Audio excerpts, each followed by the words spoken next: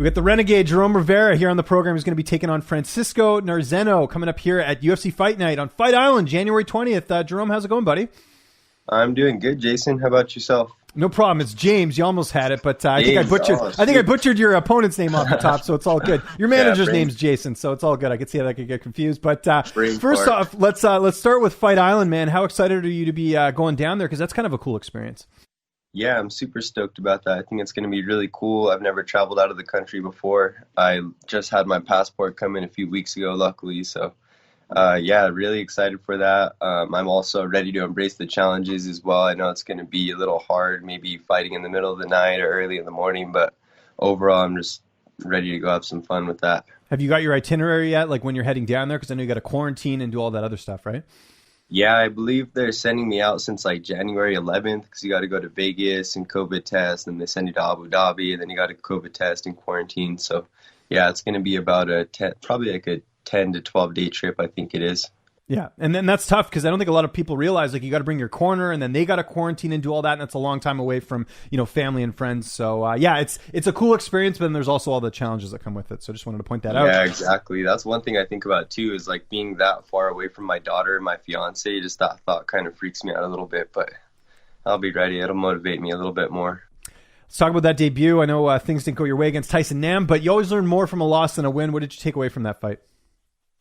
I just didn't fight like myself. I let Tyson Nam put the pressure on me and fight his fight right off the bat. And, yeah, just looking back, like, I don't know, like the gears were turning, but there's definitely a lot more things I could have been thinking about, a lot more tools I have in my arsenal. So, it felt good to get out there and get my feet wet a little bit, see what that felt like. I didn't get like any unordinary nerves or anything like that. I felt calm in there.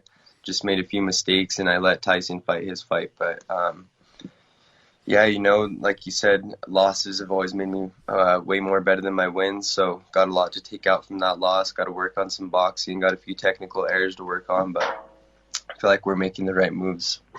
Let's talk about your opponent here, who's going to be making his promotional debut. Now, it's my understanding I believe he's a teammate, or he trains with Davis and Figueroa, so that's kind of interesting. But what do you know about him? 11-3-1 record. How do you feel like you match up against him?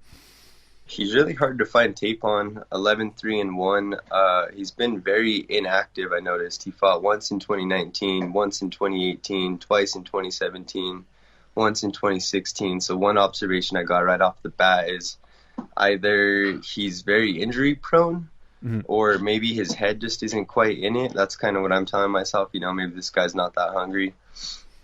So, yeah, I'm just looking to go and ride with my momentum. Since I started fighting, he's kind of an old school guy. It seems like he's been pro since like 2009. So since 2013, when I started fighting, I've had 17 fights. And since then, he's had 8 fights. So, I just really want to let that momentum and the youth and the athleticism on my end kind of work its wonders. How's training camp going? How have you structured things this time around? Training camp's going great, though. Body's feeling good. Strength and conditioning's feeling good. Got a new plan formulated for Francisco. So, yeah, everything's going great. What about training partners? Who are some of the main guys you get to work with? Jordan Espinosa in Albuquerque. He's one of my main partners. We got Andres Quintana. He was from Combate Americas. That dude's a killer. I'm just waiting for him to get signed to the UFC any day.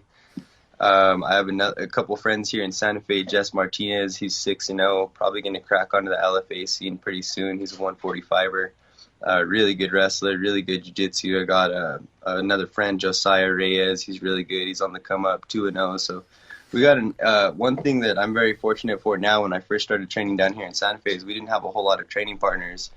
And then also kind of gym politics played a big role in that. Like there's a lot of really good a lot of good martial artists here in Santa Fe, but we couldn't really train with each other just because he was at this gym and I was at that gym. But we've kind of got those barriers to come down a little bit, and we have a really good team going down here in Santa Fe, so it's really exciting. Good stuff. And the weight cut, does that get altered a little bit just because of the fact you're going to be, heading down to Abu Dhabi? You got to maybe, I don't know, just make sure everything's A-okay, because when you travel, obviously, I know you retain water when you're on the plane and all that. Yeah, exactly. I want to try and get as light as I can before I get down there. I know some guys like to at least cut like 10 pounds or something like that, so they stay a little bit bigger, but I've had times in the past where I had to cut 0 weight and I dieted down all the way to 125, so I'm going to probably shoot for something like that, maybe diet down to like 130, 132. Okay, that makes sense. Who's going to be in your corner for this fight? Is going to be my longtime coach, Joshua Montoya, another longtime coach of mine at OG here in Santa Fe, Angelo Sanchez, and then Chris Luttrell. Cool. And how do you see the fight unfolding on January 20th? I see me getting that finish, honestly. I think this guy's going to come in a slow starter, or maybe he might come in very excited with those UFC nerves. But overall, I think I'm going to endure his storm, and I think I'm ready for whatever he has. I think I got better wrestling, better striking.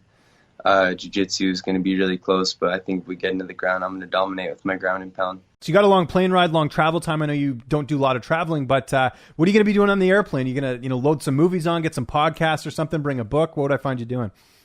Yeah, I like reading books a lot. I'm reading The Art of War right now. I got it like 2 or 3 years ago, and I keep saying I'm going to read it, and then I start, and then I kind of get lost. You got to be really focused when you read that book. So probably take that book with me, probably bring the Nintendo Switch, play a little bit of I don't know. I kind of want to download that new Zelda game, so sounds like something nice. I'll be I got doing. a Switch too. I love that system. I just got one recently. I was late to the party, but you're enjoying it. Do you play the multiplayer at all, or just on your own? It's pretty handy. I've been playing Smash Bros a lot. That's kind of been my game. So who's your guy in Smash Brothers? I do the Pokemon trainer a lot because I like having Pikachu, or who is it? You get Bulbasaur, Squirtle, Charmander. They're pretty good, so that's who I usually pick. Okay. And plans for the holidays? I mean, obviously you got the fight coming up, but you getting to celebrate Christmas and all that?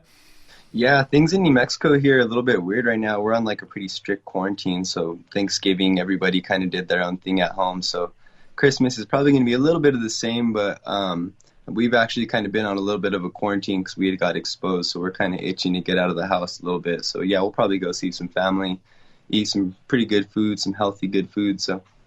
Good stuff. Well, we're looking forward to this fight. January 20th, UFC Fight Night. Jerome, it was great catching up with you. Never too late to do that follow-up interview. Just remind people where they can get a hold of you on social media, and if you got any sponsors or shout-outs, the floor is yours, man.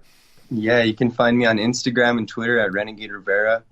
As far as my sponsors, I just want to give a huge shout-out to all my friends, all my teammates here in Santa Fe. And every time I have a training camp and I hit these guys up and I say, I need your help, everybody's always willing to go the extra mile to help me out. So I got so many great friends and family that are always looking out for me. So I just want to give them a shout-out. Huge shout-out to my fiance, my daughter, Amelia, my grandma, always having my back. Yeah, let's go get this guy January 20th. Time to get that dub.